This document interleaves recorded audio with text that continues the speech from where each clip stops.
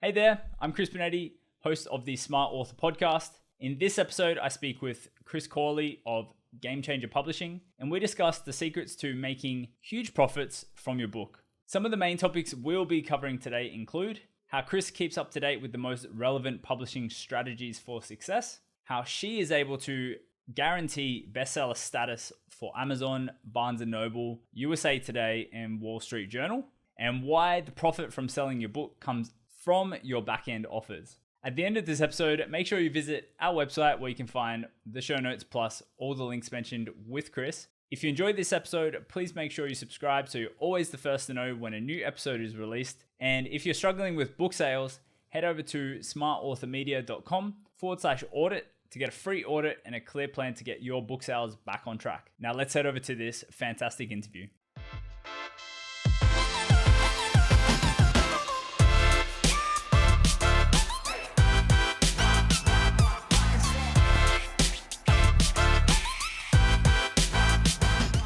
Hey guys, welcome back to another episode of the Smart Author podcast. Today I'm joined by Cris Cawley of Game Changer Publishing. Cris, how are you? I'm doing great. How are you, Chris? I'm doing absolutely fantastic, especially now that we're chatting. Amazing. So nice to be here. Yeah, absolutely. Cris is actually someone who has been in the author and publishing space for probably longer than everyone you know who's in that space. So Cris, I would love if you could give everyone a background to yourself and how you got into the realm that you're in right now. Sure. No, absolutely. So I got started a long time ago, back 1998 to be exact. So I'm kind of dating myself there. I don't know if I should say that. Makes me sound really old. But I got started back in the information marketing business. And I started, with a course just like everyone else. And the first thing way back when was like an ebook, you know what I mean? And then that turned into a course that led to coaching, that led to speaking. And speaking on a stage led me to Dean Graziosi and his group, where we did an infomercial. And that was my exposure to books because I had never at that point written a book. And mind you, this is long before like Amazon and social media. I don't even know if like MySpace was around back then, but definitely not Facebook or any of the modern tools and amazing technology that we have these days. But I got started and landed on in Dean's studio through someone who saw me speak. And I remember Dean's like, "Yeah, we're gonna write a book and we're gonna do it all like in a week, like in a short time frame. We're gonna put it together and we're gonna sell it on TV to all these people." And I was kind of like, "How are we gonna write a book so fast? Like, how's that work?" And long story short, what we ended up doing is speaking that book instead of writing it, right? So we kind of made out a table of contents. We spoke the book, transcribed it, and it was developmentally edited and shipped off to 48-hour books. And they print up a couple books, you send it back, and you've got a copy that you can hold on TV and sell. And the biggest lesson I learned from that, Chris, was I learned the process really quickly, like super fast, kind of like collapsed, 2 years, 3 years of time into a very short time frame, very short. We're talking like a week, not even. And then the other thing that was really kind of eye-opening for me in that process was that we were taking people inside of that book that we sold on TV, on infomercials, late at night on people's TVs and markets all across the United States. And then what we did was drove them to our back end high ticket coaching offer, which at that time it was like 10,000 and 25,000, which again, 20 plus years ago, super high ticket way back when, right? And so that was long before we ever had funnels or we ever called it high ticket, any of that stuff. But I think that process of learning how to do it quickly by speaking it, and also the driving people from inside of a book, a nonfiction book, to a back end where they can really offer something that's going to transform someone's life or give them some sort of amazing result or outcome. Those were the two big things for me, and what really made my heart go, "Hey, I could help a lot of people doing the same thing." And so that's how we got started. And so when did Game Changer Publishing officially start? What year? Well, we did it. So we did one-offs. So after that process, a lot of people would ask, how did you do that? How did you sell these books? How do you get all these clients? How do you sell these courses? How do you fill your programs? You know what I mean? And that process is what started it. But as a result of that process and having a lot of success, we got asked a million times over if we could help someone do the same thing. So Mm, we did that as a one-off. We were doing marketing consulting and internet marketing. We would build the funnel, again, long before it was called a funnel, but we would build out like the squeeze pages, the landing pages, all the stuff, right? And help them through this process one off. And we just outsourced everything. And it wasn't until about 10 years ago where we said, you know what, this process is amazing, but the way it's like outsourced, like the editors were outsourced, the formatters were outsourced, everything was outsourced. It was very hard to control the quality and the time frame. And I was mm, like, I'd like to have it to where on our offer, we're able to say, we can do this in 90 days, because it's about, if someone in a traditional publishing realm, Chris, this is a good 18-month to 3-year process, right? yeah. And I meet people at masterminds. I speak all over the world, and I meet people all the time that say, yeah, I've been writing my book for 3 years. I'm like, wow, or I've been doing this for 18 months. And it's like, wow, it doesn't have to be that long. So Mm, we decided to bring it in house and do it full time and do it for all of our authors. And so that's how Game Changer was actually born. And we made it an yeah. official company, brought everybody inside, and now we're able to produce better results in a faster time frame and much higher quality. Yeah. And I mean, so Chris, most of Chris's clientele are entrepreneurs, or all of them are. And Yes. I could imagine an Yes. entrepreneur sitting around for 18 months trying to do a book, they would just like lose their mind. Absolutely, absolutely. Well, you'd be surprised though. People would say like, "Oh, I have a book inside of me," or "I've been thinking about writing a book for 10 years." I'm like, "Oh my gosh, I'm not that kind of person." Like, if I'm thinking about something, I've got to put it on my to do list, and it has to be gone like the next day. I Yeah. can't wait like years for anything. I'm like instant gratification girl, right? So, yeah, Mm, it's an interesting, and we didn't always just serve like coaches, consultants, experts, but as time kind of went on, we realized those are the people we can bring the most value to.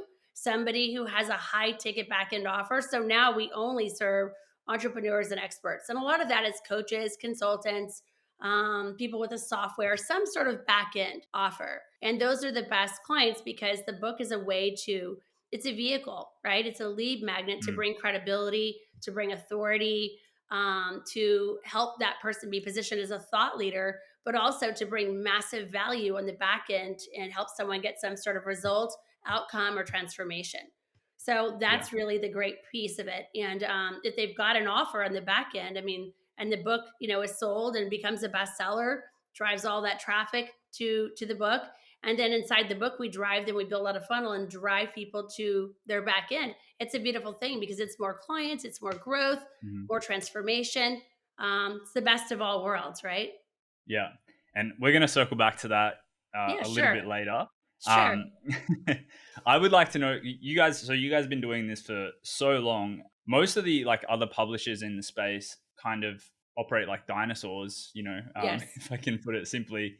Like, how have you kept your publishing company up to date and relevant in the market with, all the strategies and, all the, obviously you're really in depth into the marketing world. So you kind of see what's new and what's fresh and what works. Yeah. But I guess a lot of the older publishing companies just don't have that lens. They're kind of stuck. So how do you like keep yourself Absolutely. relevant? Absolutely. And we get a lot of books that were published by big publishing houses. I meet people all the time that say, because we're a boutique publishing firm, right? And they'll say, well, I want my book published by, they'll name the 3 or 4 biggest publishers, that we all know and love. They're great. But it is interesting. And sometimes, many times they go that route and then they come back to us and go, I didn't even make Amazon bestseller. I'm like, yeah, I mean, but I think because we were marketers first, long before we were Mm, publishers, we understand the importance of that and how important it yeah. is I mean, who writes a book and doesn't want it to be a bestseller?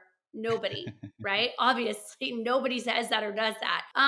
But how we've kept relevant is, I mean, we forged relationships 20 years ago with every big name marketer that you know or could name, right? And we've continued over the years. The marketing world and internet marketing world has evolved tremendously, but we're always out there. We're always in front of people. We're always speaking at events. We're always, doing Mm, masterminds, keynoting. I'm all over the place, right? So as the head of the company, I feel like I keep my finger on the pulse and stay in front of the people whose lives I feel like we could transform the most or help the most, right? And we can only help so many authors, but most of these authors, not all of them, but they either have a list or an audience or they're speaking. So it's really cool. It feels really good to be able to transform this many people's lives. And then they're going out and transforming this many people's lives, right? Like the like big. So I love that. But I think it's just keeping your finger on the pulse. I'm in a lot of groups. I'm in a lot of masterminds. I've invested probably 7 figures in my education in terms of masterminds, just different events, staying in front of people, but learning about what it is they want, what it is they need. And it's not just book publishing. I mean, the marketing piece, the funnel piece, the ads piece that you do, all these things are an important piece of it. Yeah. And I think a lot of times people try to take one piece from a puzzle, like they have their own puzzle, right? And then they'll take a piece from this guy's puzzle and this puzzle and this puzzle, and they try to put them all together and it doesn't work. And it's like, you know what I mean? But it didn't work together in the first place. And they really need to find a solution. That's what got us to say, hey, we're going to offer a solution that does all of it, because the front end, there's the publishing of the book and then the marketing of the book to bestseller status on Amazon, Wall Street, USA Today, Barnes and Noble, whatever, right? And then there's the handoff, because nobody also wants to make it to bestseller and then not keep that momentum and keep selling, right? Yeah. So we Yeah. figured, we need to bring all of this in-house, not all of it in-house. I mean, we refer clients to you for like that back piece, but I mean, we need to make a solution. We don't want to send the clients on a wild goose chase to go get this piece and now go get this piece, now go do this, because it's not going to end well for them, and they're not going to do well. We want their book to be a vehicle for more sales and more growth for their company. That's why they're writing it in the first place. Yeah. And I think a lot of publishers, they obviously stay in the realm of publishing, and then they're kind of like, we may set up this old school marketing methods for you for like, going on shows or podcasts and stuff are still relevant, but like they kind of set up some like marketing post launch for the book that are just like super old school. It's very kind of old school. things. I can tell you, I Yeah. mean, we just did a book with a guy who, he wrote, Brian Tracy was involved in the book with him. Brian Tracy's got tons of clients and tons of attention over the years, big list, all that sort of thing. But it's interesting, like that publishing company that they were working with on that particular book told them to do like book signings and to go hire a PR firm for 3 months. And do you know how many clients I've talked to that have hired a PR firm on retainer for 15, 20, 25 grand a month, and then come back in 3 months and go, I got nothing from that. And I'm not bashing PR firms, but I'm saying a lot of the stuff they recommend, like sitting out in front of your local bookstore and doing book signings, cool, right? That's cool and all, but it doesn't really equate to monetization, big monetization. Yeah. So it's a little tough. So you need strategies that will not just get you published, get you to bestseller, but will also help you sustain that and actually make real income from all of the work that you've put in. So that's what we focus on, and that's what we're good at. And one of the things I love about the service that you guys provide is you actually market the crap out of the book to get it to, what the goals are that you want it to go to. So as an example, Wall Street bestseller or New York Times bestseller, like your company actually will market it until it gets there. If it doesn't get there in a certain frame, you'll keep marketing it until it does, kind of thing. Yeah. People say, how do you guarantee it? And we don't do, just to clarify, we don't do New York Times, because New York Times, and there might be a couple companies out there that sell that, but that's all chosen by an editorial team. So that's not and a lot of these people will say, well, what are we paying for? Right. It's not a pay to play game. Even on Amazon, you're not paying to play. You are getting a certain number of sales in a certain time frame. And the time frames are all different.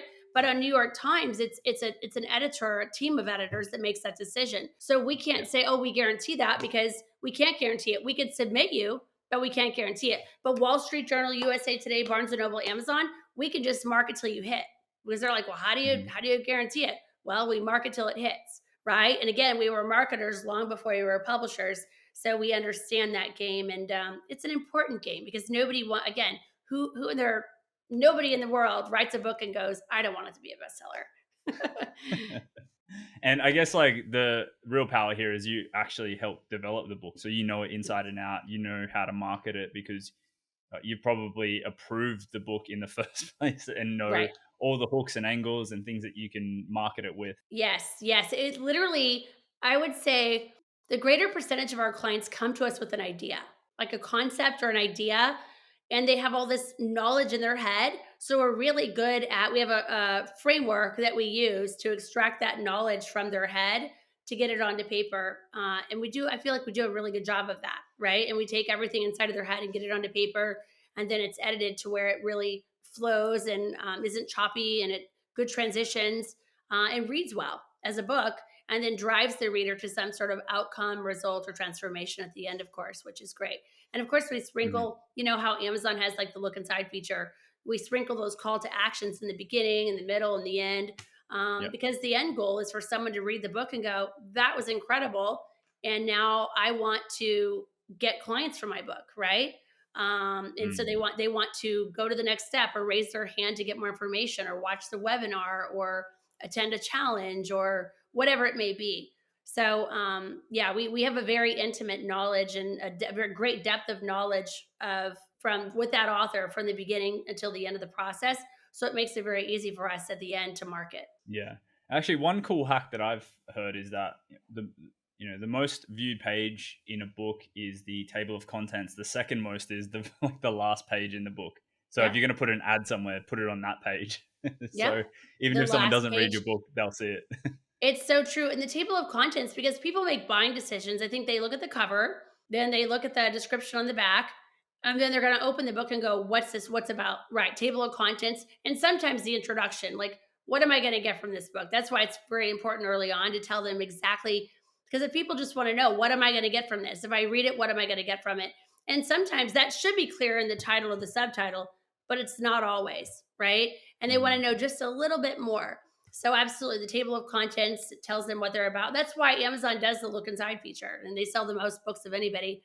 They have that look inside feature, which is really handy because you can kind of see like what's this book about, what are the main things, and then Yeah. sometimes the introduction, if done well and done right, will tell them just a little bit more about what's the one big takeaway or what they're going to get, or what outcome or transformation or result will I get if I spend my time reading or listening to this book.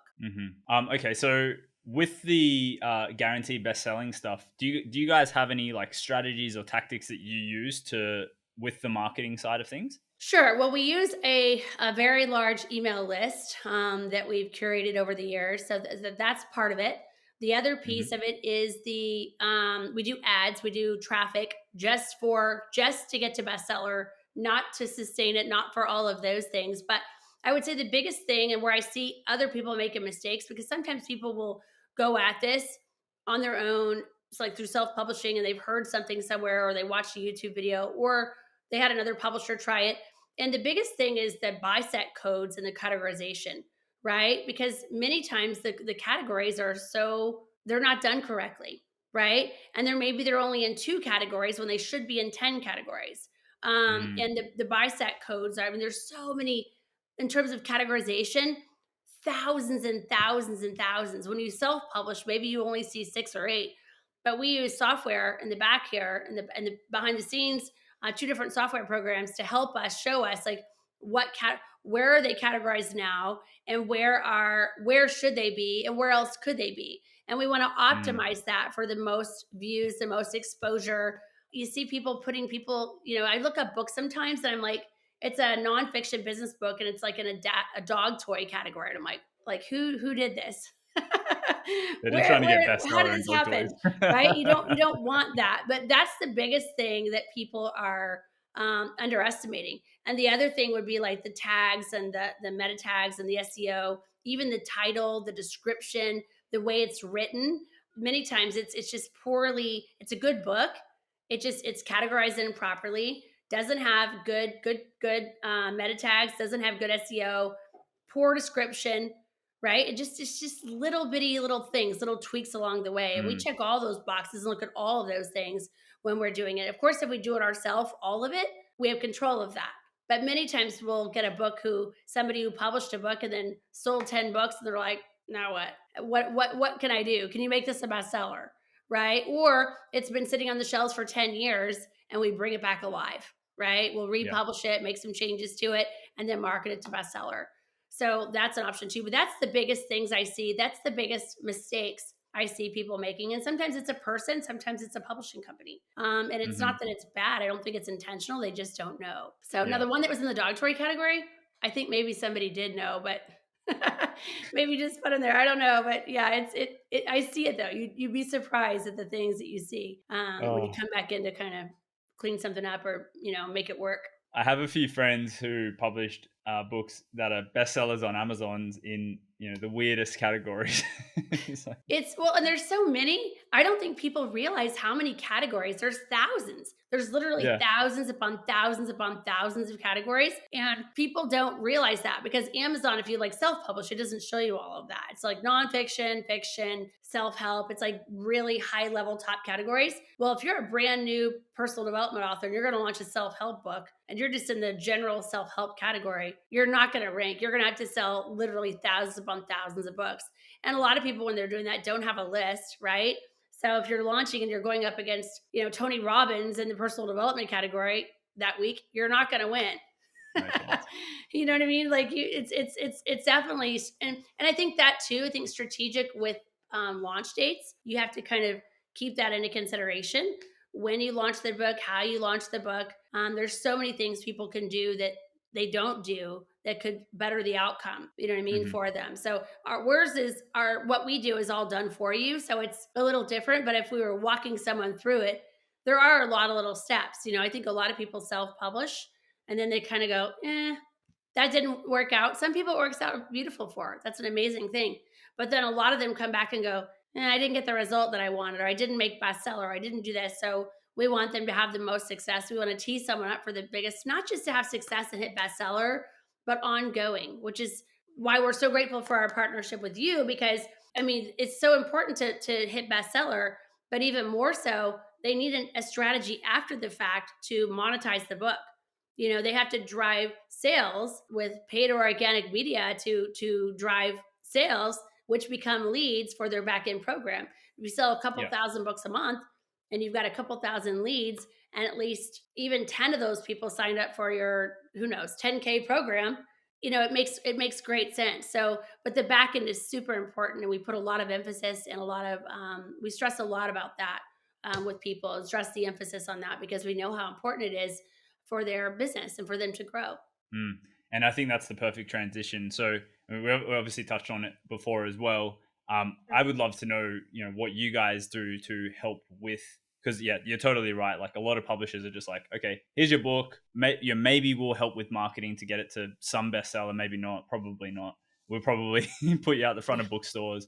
But then like literally none of them go, okay, like how can we work on the core things that are actually going to make this book make you money? Because Mhm. selling books ain't going to make you money. Like, Nope. it's unless you're JK Rowling, you're probably not going to make a lot of money from your book. A hundred So percent.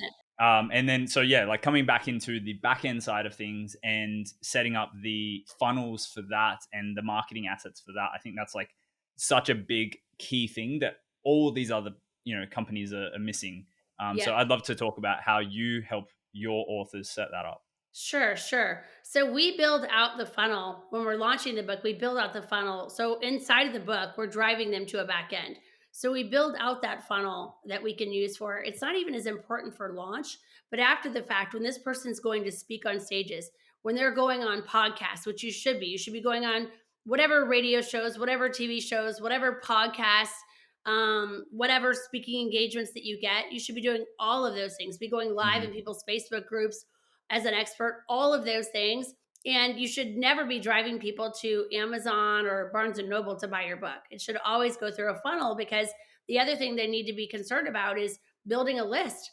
These are all people who raise their hand and buy your book on your subject matter are interested in what you have to say. They're interested in learning more about that. So why not capture that person's name, email, and phone number so that you can market to them later on and just, hey, how did you like the book?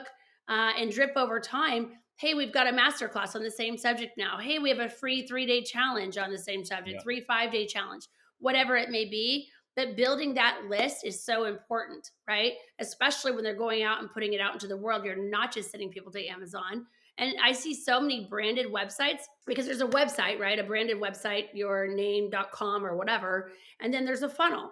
And the funnel, as you know better than anybody, you're like the master of that. Is to capture all these names and emails. But we want all the people who are interested in our book to be able to, to be able to contact them or reach out to them or deliver value to them over time, and eventually a percentage of those people become clients.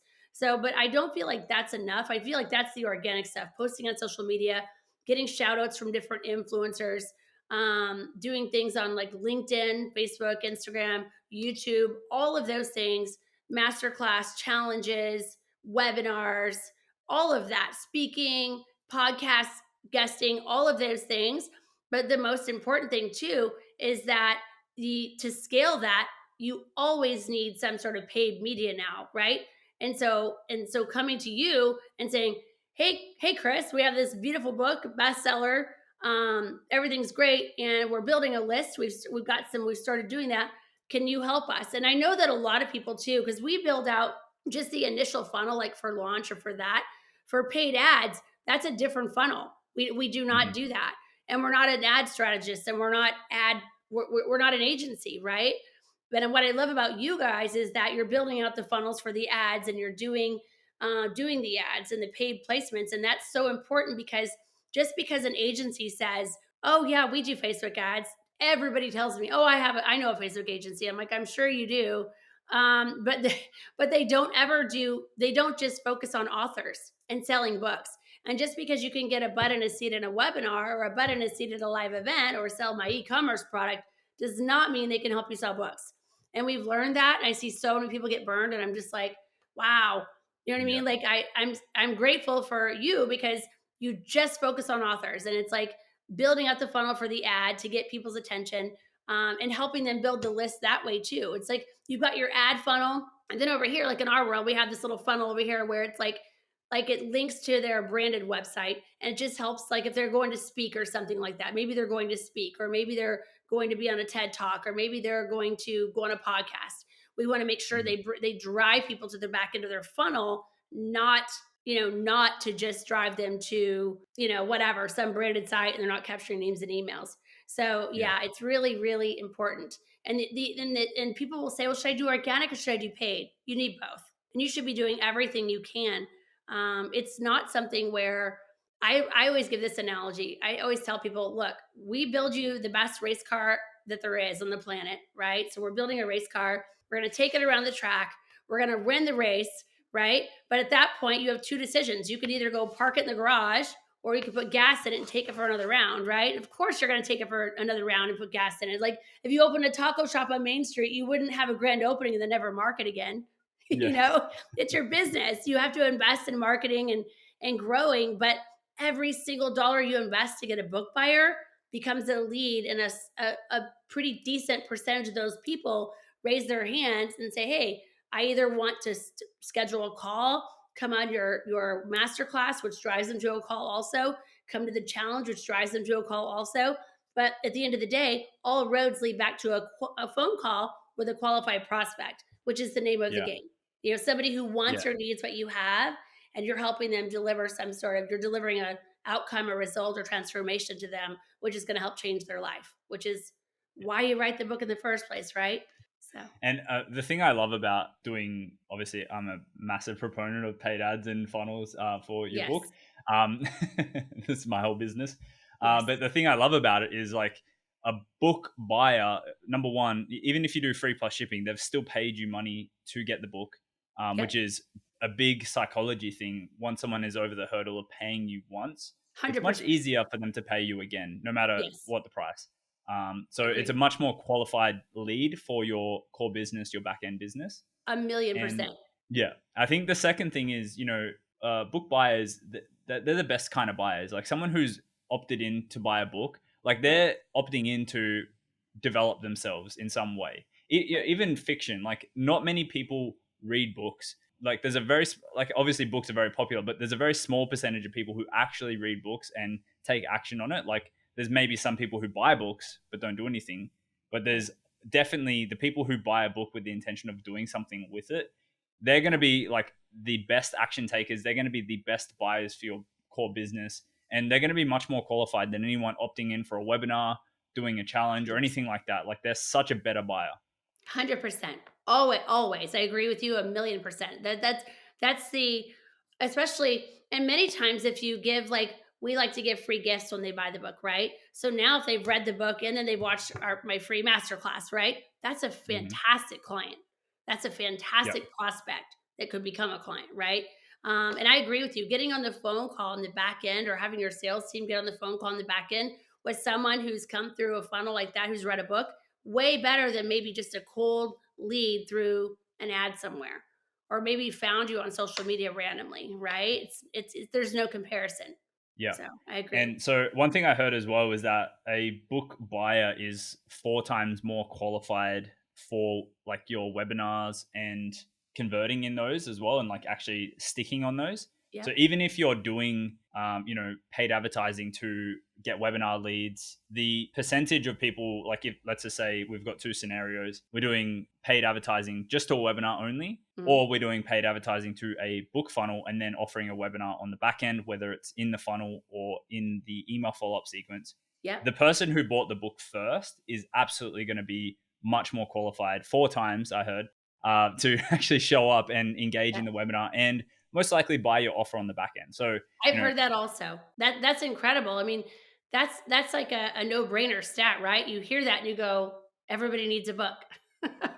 I would much rather spend my advertising dollars on the book because Yep, I'm creating a customer, a better customer, so and then true. they're also more qualified for my other things. 100%. And they're more, not always, but generally a little bit more of a sophisticated buyer. You know what I Yeah. mean? So it's a better quality phone call on the back end. So yeah, and I don't just speak that from my own experience. I speak that for hundreds and hundreds and hundreds of clients too, who feel the same way and echo what you and I are saying here now. And I think it just comes down to as well, like someone has a book, like they're obviously an authority in whatever the book is about. Sure. So there's just like it's such a good branding aspect to it. And if someone Yes. has your book in their hand and they're on a call to you, it's like this person is probably much more legit than the person who who doesn't have a book that I own. Sure.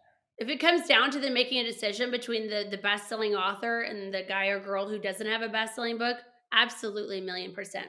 Yeah, Yeah. 100%. Yeah. So yeah, it's a huge credibility play. It's a huge authority play that positions the entrepreneur as a thought leader in the marketplace, Hmm.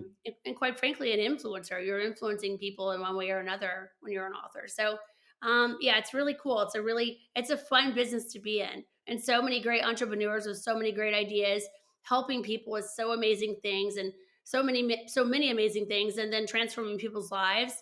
I love that piece of it, because it's like our mission statement at our company is have fun, make money, do good, right? So all these people that we're interfacing with every day, they're doing great things every day and helping people and transforming, literally, like, we can only transform, maybe 1,000 lives in a year if we're lucky.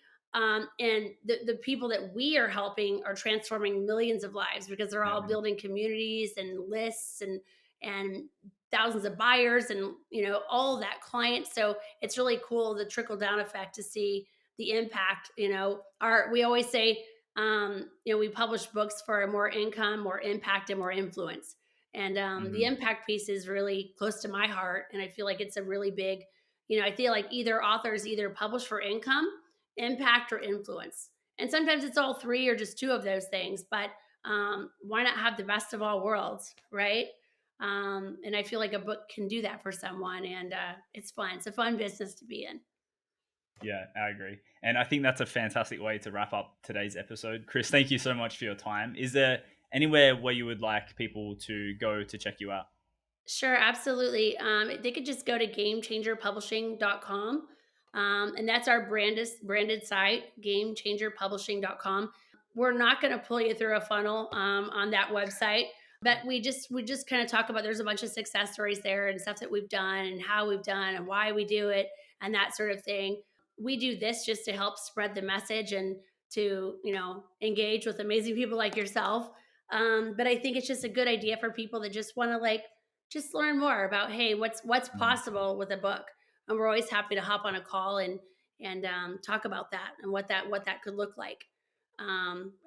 It's fun. It's a fun business. I love it, and I love all of my authors. I love being engaged and working with people like yourself and these entrepreneurs. And so thank you so much. It's been a real pleasure. I love coming and sharing and bringing value where I can, and I appreciate the opportunity. Yeah, thanks for coming on. And yeah, if you guys are entrepreneurs and interested in publishing a book with Cris, and I think one of the benefits to what Cris does is she helps with the back end. She helps with the best selling on not just Amazon, because that's a lot of people can best sell on Amazon easily, but the real outlets. I think if you're looking at those kind of things as an author or a new author, Cris is definitely the solution for you guys. Awesome. Thanks for having me today, Cris. I appreciate it. Thanks again. What an awesome episode. If you enjoyed it, please consider subscribing on your podcast platform of choice so you get notified every single time a new episode releases. And if you're struggling with your book sales, head over to smartauthormedia.com/audit to get a free audit of your book sales to see where we can help you bridge the gap between not many sales to a lot of sales. It's a free resource call that we have together where I give you some clear action steps that you can take to take your stuff from broken to selling. I'll see you over there. Thanks again for listening.